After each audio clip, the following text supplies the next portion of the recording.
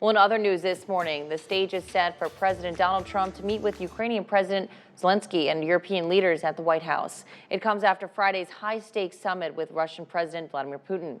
ABC's Nicole D'Antonio is in Washington with details.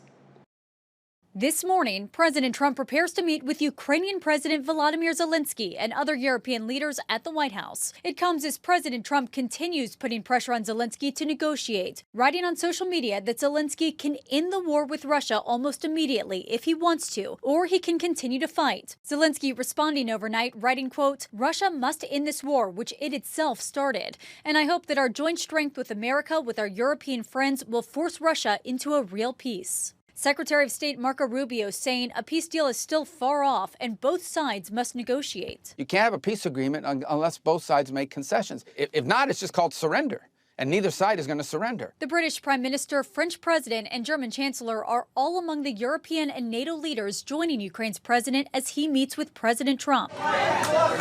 The meeting comes following President Trump's summit with Russian President Putin on Friday, which led to no agreement. Special Envoy Steve Witkoff, who was in the talks, saying the United States did get Russia to agree to a future U.S. security guarantee that if Ukraine is attacked again, the U.S. could defend it. We were able to win the following concession, that the United States could offer Article 5-like protection, which is one of the real reasons why Ukraine wants to be in NATO. Sources tell ABC News that Putin is demanding Ukraine give up the Donetsk region in exchange for stopping further attacks. But Zelensky, who was not included in Friday's summit, saying Ukraine will not agree to give up any more territory and that those discussions can only happen with Ukraine at the table. The constitution of Ukraine makes it impossible to give up territory or trade land.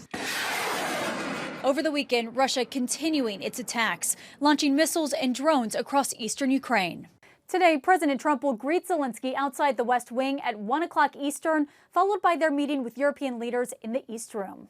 Nicole D'Antonio, ABC News, Washington.